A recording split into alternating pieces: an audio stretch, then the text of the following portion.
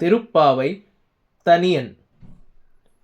नीलातुङ्गस्तनगिरितटे सुप्तमुद्बोध्य कृष्णं पारार्थ्यं स्वं श्रुतिशतशिरःसिद्धम् अध्यापयन्ते स्वोच्छिष्टायां स्रजनिगलितं या बलात्कृत्य भुङ्क्ते गोदा तस्यै नम इदमिदं भूय एवास्तु भूयः.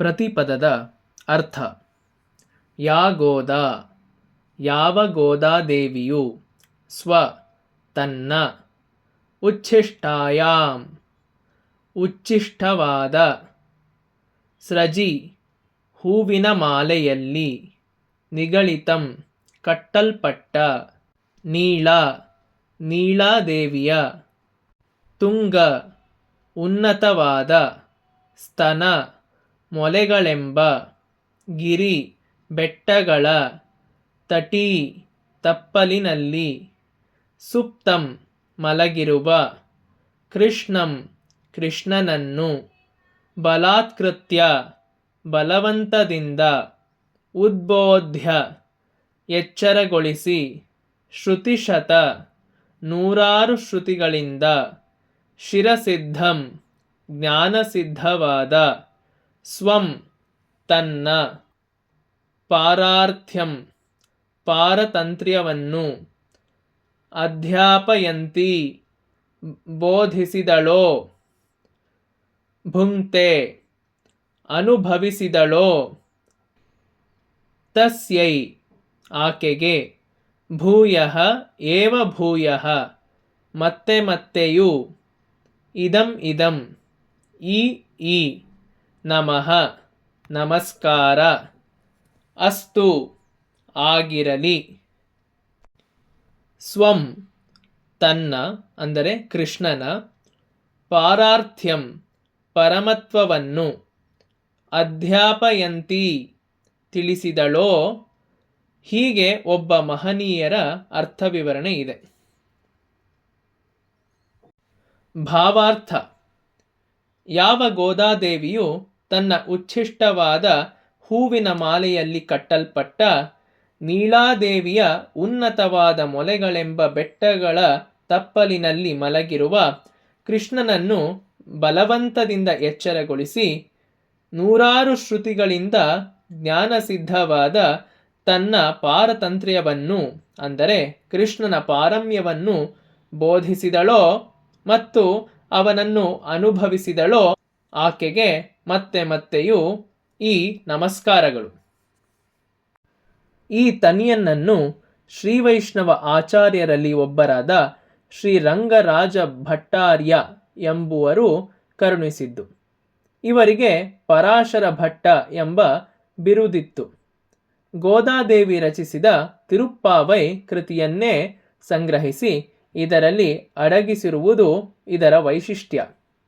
ಗೋದಾ ಎಂಬುದು ದಕ್ಷಿಣ ಭಾರತದ ಸ್ತ್ರೀಯರಲ್ಲಿ ಇನಿದಾದ ಹೆಸರು.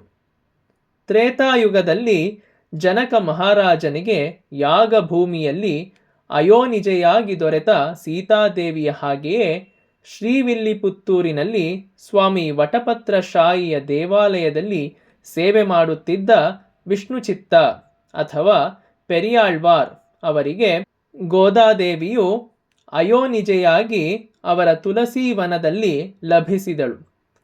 ಗೋದಾ ಎಂದರೆ ಭೂಮಿ ಕೊಟ್ಟವಳು ಎಂದು, ನಿಡಿದಾದ ಸುಂದರವಾದ ತಲೆಗೂದಲು ಉಳ್ಳವಳು ಎಂದೂ ಅರ್ಥವಾಗುತ್ತದೆ. ಕಲಿಯುಗಾದಿ 98ರ ನಳ ಸಂವತ್ಸರದ ಆಷಾಢ ಮಾಸದ ಪುಬ್ಬಾ ನಕ್ಷತ್ರದಂದು ವಿಷ್ಣುಚಿತ್ತರು ತಮ್ಮ ಹೂದೋಟದಲ್ಲಿ ಒಂದು ತುಳಸಿ ಪಾತಿಯಲ್ಲಿ ಸುಂದರವಾದ ಹೆಣ್ಣು ಮಗುವನ್ನು ಕಂಡರು. ಭಗವಂತನೇ ಆ ಮಗುವನ್ನು ತಮಗೆ ಕೊಟ್ಟರೆಂದು ಆನಂದಿಸಿ ಅದನ್ನು ಬಹಳ ವಾತ್ಸಲ್ಯದಿಂದ ಸಲಹುತ್ತಾ ಬಂದರು. ಅವಳೇ ಗೋದ. ಬೆಳೆಯುತ್ತಾ ಬೆಳೆಯುತ್ತಾ ಅವಳು ಅನುಪಮ ಸುಂದರಿಯಾದಳು. ತನಗೆ ಶ್ರೀಮನ್ನಾರಾಯಣನೇ ಪತಿಯಾಗಬೇಕೆಂದು ಬಾಲ್ಯದಿಂದಲೂ ಭಾವಿಸಿದ್ದಳು. ತಮ್ಮ ಸಾಕು ತಂದೆ ವಟಪತ್ರ ಸ್ವಾಮಿಯ ಸೇವೆ ಮಾಡುತ್ತಿರುವುದನ್ನು ಗಮನಿಸಿ ಹೂವಿನ ಮಾಲೆಗಳನ್ನು ಸ್ವಾಮಿಗಾಗಿ ಕಟ್ಟಿ ಅದನ್ನು ಕೊಡುವುದರಲ್ಲಿ ತಮ್ಮ ತಂದೆಗೆ ನೆರವಾಗತೊಡಗಿದಳು. ಬಹಳ ಆದರದಿಂದ ಹೂಮಾಲೆಗಳನ್ನು ಕಟ್ಟುತ್ತಿದ್ದಲ್ಲದೆ ತಾನೇ ಅದನ್ನು ಮೊದಲು ಮುಡಿದು ಕನ್ನಡಿಯ ಮುಂದೆ ನಿಂತು ತನ್ನ ಸ್ವಾಮಿಯಾದ ವಟಪತ್ರಶಾಹಿಗೆ ತಾನು ತಕ್ಕ ವಧುವಾದೇನೇ, ತನ್ನನ್ನು ಸ್ವಾಮಿಯು ಮೆಚ್ಚುವನೇ ಎಂಬ ಉತ್ಕಟವಾದ ಆಶೆಯಿಂದ ತನ್ನ ಪ್ರತಿಬಿಂಬವನ್ನೇ ನೋಡುತ್ತಾ ನಿಲ್ಲುವಳು.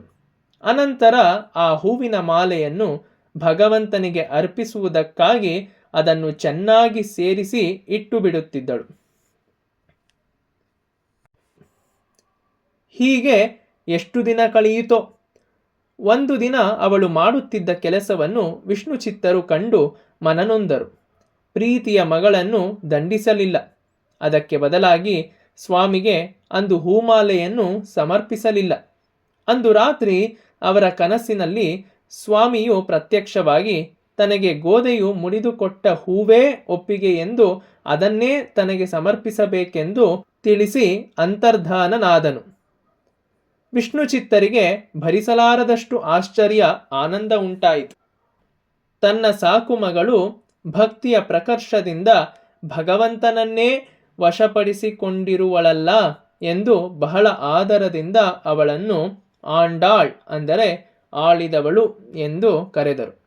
ಗೋದಾದೇವಿಯ ಈ ಚರ್ಯೆಯಿಂದ ಅವಳಿಗೆ ಶೂಡಿಕೊಡುತ್ತ ನಾಚಿಯಾರ್ ಎಂದರೆ ಮುಡಿದುಕೊಟ್ಟ ಹಿರಿಮೆಯವಳು ಎಂದು ಹೆಸರಾಯಿತು. ಹೀಗೆ ಗೋದಾದೇವಿಗೆ ಯೌವನ ಪ್ರಾಪ್ತವಾದಾಗ ತಾನು ವಟಪತ್ರ ಸ್ವಾಮಿಯನ್ನದೇ ಬೇರೆ ಯಾರನ್ನೂ ಮದುವೆಯಾಗೆನೆಂದು ಪ್ರತಿಜ್ಞೆ ಮಾಡಿದಳು. ಆದರೆ ತನ್ನ ಪ್ರತಿಜ್ಞೆಯನ್ನು ಸಾಧಿಸಿಕೊಳ್ಳಲು ಏನು ಮಾಡಬೇಕು? ತನ್ನ ಸಾಕು ತಂದೆಯನ್ನೇ ಕೇಳಿದಳು.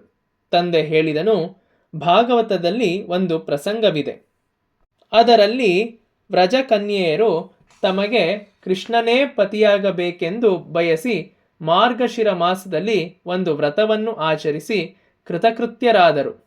ಕೃಷ್ಣನನ್ನೇ ಪತಿಯನ್ನಾಗಿ ಪಡೆದರು. ಅಷ್ಟು ಅವಳಿಗೆ ಸಾಕೆನಿಸಿತು.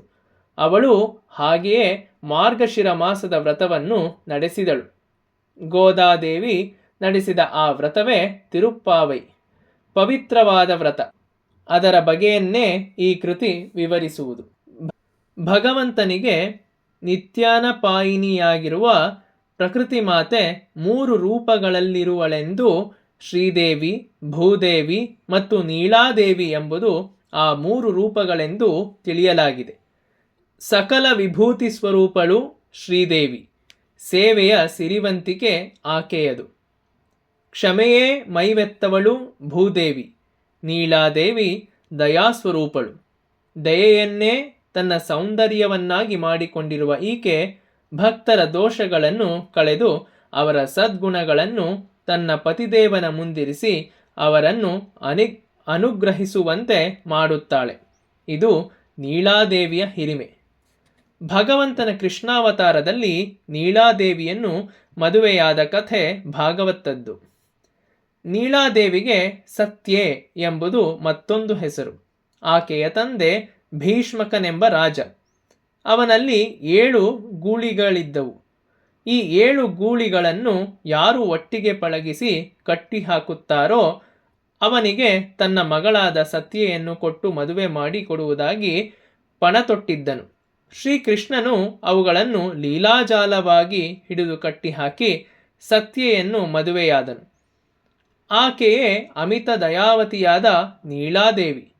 ನೀಳಾದೇವಿಯ ಮಗ್ಗುಲಲ್ಲಿ ಮಲಗಿದ್ದ ಶ್ರೀಕೃಷ್ಣನನ್ನು ಎಚ್ಚರಗೊಳಿಸಿ ಗೋದಾದೇವಿಯು ಅವಳೊಡನೆ ಬಂದಿದ್ದ ಕನ್ಯೆಯರು ತಮ್ಮ ಪ್ರಾರ್ಥನೆಗಳನ್ನು ಸಲ್ಲಿಸಿ ಇಷ್ಟಾರ್ಥಗಳನ್ನು ಪಡೆದು ಹೇಗೆ ಕೃತಾರ್ಥರಾದರು ಎಂಬುದು ತಿರುಪ್ಪಾವೈನ ವಿಷಯ.